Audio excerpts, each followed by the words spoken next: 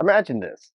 The most powerful man in the world stands behind a podium and forgets where he is. He freezes mid-sentence. His team rushes in, adjusts the cameras, and quietly changes his schedule. Now imagine that same team doing everything in their power to make sure you never find out just how bad it really was. This isn't a partisan hit piece. It's a question every American, left, right, or center, should be asking. Did the White House knowingly hide the president's cognitive decline from the public? And if so, how far did that cover-up go? Because this isn't just about Joe Biden. This is about the presidency itself.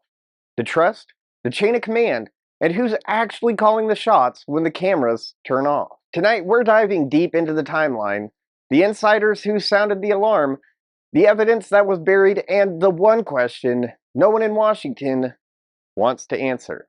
Was the president the one still making the decisions, or were decisions being made for him? This is the cognitive cover-up. But before we get into that, make sure you like and subscribe, and then comment down below what you want to hear about next.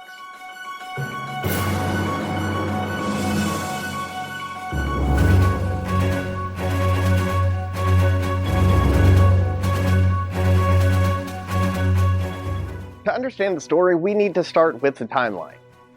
In June 2024, a presidential debate raised eyebrows nationwide. Viewers noticed pauses, repeated phrases, and moments of confusion. For many, it wasn't just a stumble. It looked like something more serious. Months earlier, in February, the White House released a routine medical summary. On the surface, it painted a picture of health and fitness. But there was a notable omission. Formal cognitive testing results were nowhere to be found. That absence alone sparked questions from lawmakers and medical experts alike. Over the next year, investigative journalists in several books, most notably Kamala Harris's memoir, shed light on what was happening behind the scenes. Harris writes candidly about the concerns raised within the administration, describing discussions about how to manage the president's schedule, appearances, and public image, specifically to avoid exposing any cognitive vulnerabilities. It wasn't just whispers in the press. Congressional hearings in 2025 brought light to the use of an AutoPen, an electronic signature device that the president allegedly used to sign official documents. Lawmakers questioned whether this tool was being used because the president wasn't always able to review or sign paperwork himself. By piecing together public reports, insider accounts, and official hearings, a troubling picture begins to emerge. Moments on camera that suggested cognitive decline, paired with behind-the-scenes management, and questions about tools being used to govern. So what do we actually know? Let's separate the public record from speculation. First, there are the visible moments, debate performances, public speeches, and press conferences that raised concern. On multiple occasions, observers noted pauses, repetition, and apparent confusion. While some called these normal aging, others saw them as a sign of cognitive decline. Then there's the medical record, or rather, the parts of it that were made public. The February 2024 White House medical summary described routine physical exams and general health, but it did not include formal cognitive testing like a MOCA or MMSE. That absence drew criticism from independent physicians and lawmakers who argued that such testing should be standard for any president over 80. Several journalists, relying on interviews with the former aides and insiders, reported that the White House was actively managing appearances. Decisions about when the president would speak, which events he would attend, and even which questions he would answer were influenced by concerns over cognitive performance. Kamala Harris's memoir explicitly touches on this. She recounts private conversations where concerns were raised about the president's memory, focus, and decision-making under pressure. Harris writes that these conversations led to careful scheduling and management strategies, steps intended to maintain the image of a fully capable commander-in-chief. Finally, there's the AutoPen controversy. Congressional hearings in 2025 revealed that the president sometimes signed official documents electronically using this device. Lawmakers questioned whether it was a convenience or a necessity. Was the device protecting the president's time, or was it being used because he was unable to review documents personally? The question remains unanswered, but it has serious implication for transparency and constitutional authority. Taken together, the public moments, the omissions in medical reporting, the insider accounts, and the use of the AutoPen paints a picture that raises real questions. Was the American public fully informed about the president's cognitive health? And if not, what does that mean for accountability at the highest level of government? To understand how this all happened, we have to look at the people behind the scenes. First, the president himself. He's at the center. But as any administration knows, the public rarely sees the full picture of what goes on inside the White House. The question is whether the president was fully in control of his schedule, briefings, and decisions, or if others were stepping in more than the public realized. Next is the White House medical team. The official physician is tasked with both caring for the president and reporting on his health. Critics argue that the omission of formal cognitive testing in the public medical summary was a deliberate choice, while defenders say it was standard privacy and discretion. Either way, it's a key piece of the puzzle. Then there are the senior aides and the communications staff. According to multiple insider accounts and reporting, these individuals had influence over what the public saw and didn't see. They reportedly shaped appearances, controlled press access, and even advised on which questions the president would answer in public settings. Kamala Harris also appears as a key observer in her memoir. She detailed private discussions where concerns about memory lapses and focus were raised. These conversations, she suggested, led to deliberate decisions to manage the president's public image in a way that downplayed potential cognitive issues. And we can't overlook Dr. Jill Biden, a doctor herself, intimately involved in the president's life and daily routines. It's almost impossible to imagine she wasn't aware of any cognitive concerns. Her presence adds another layer. If the spouse of the president, a professional trained in education and health, was a part of managing appearances, it underscores how comprehensive the effort to protect the president's public image may have been. Finally, congressional oversight committees and journalists serve as the external checks. In 2025, hearings exposed the use of the AutoPen for signing official documents, a revelation that prompted lawmakers to question whether decisions were truly being made by the president or if aides were acting on behalf without the public knowing. When you connect all these threads, the president, his doctors, senior staff, Dr. Jill Biden, and oversight bodies, a pattern emerges.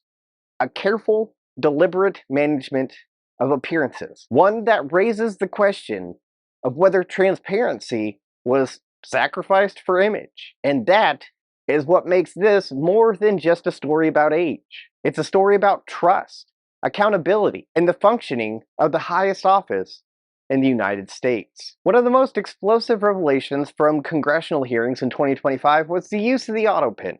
For those unfamiliar, it's an electronic signature device, a tool that allows documents to be signed automatically.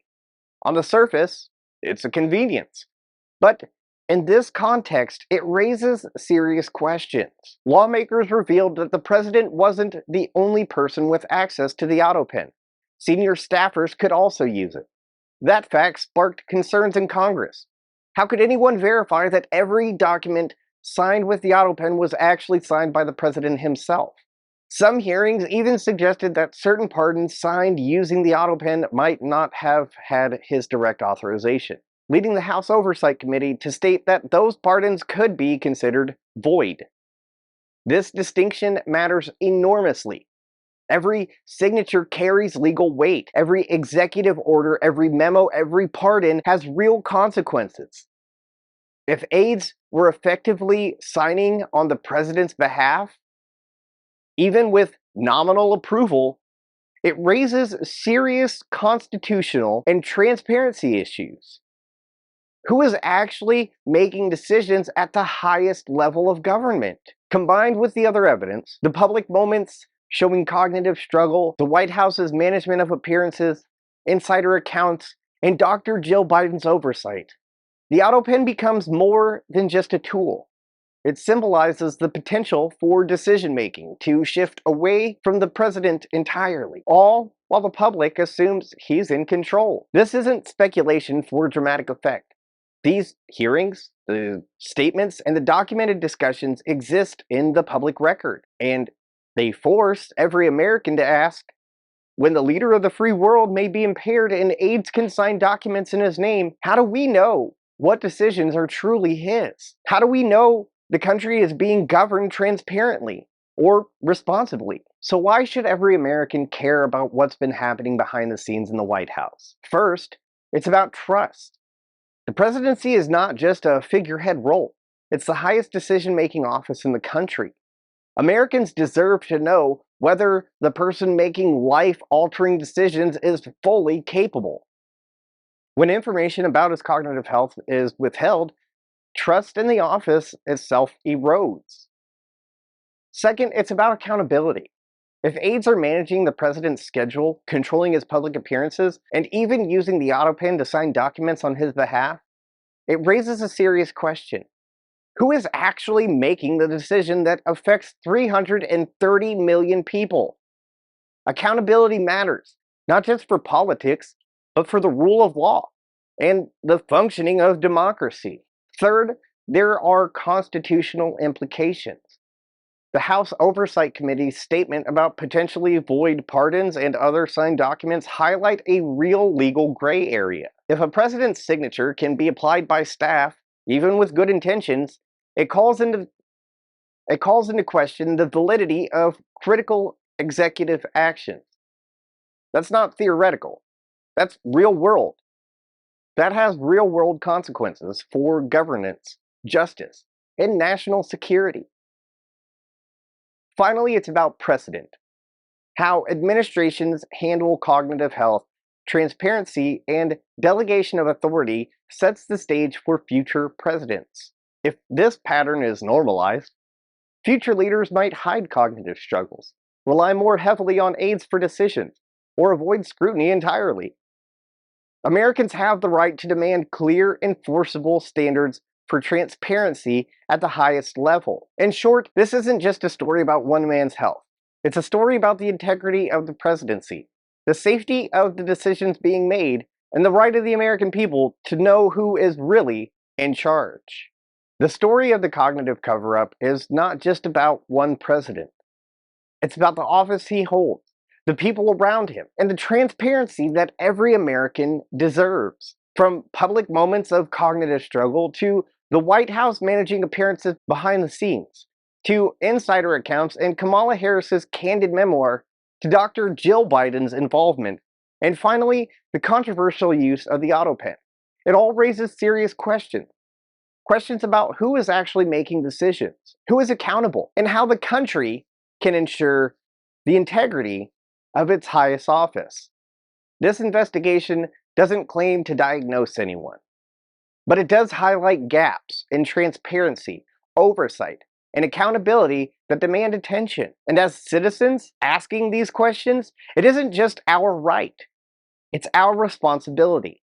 If you found this investigation revealing, make sure to like and subscribe, and then comment down below which parts of government transparency, presidential accountability, or political oversight do you want us to dive into next.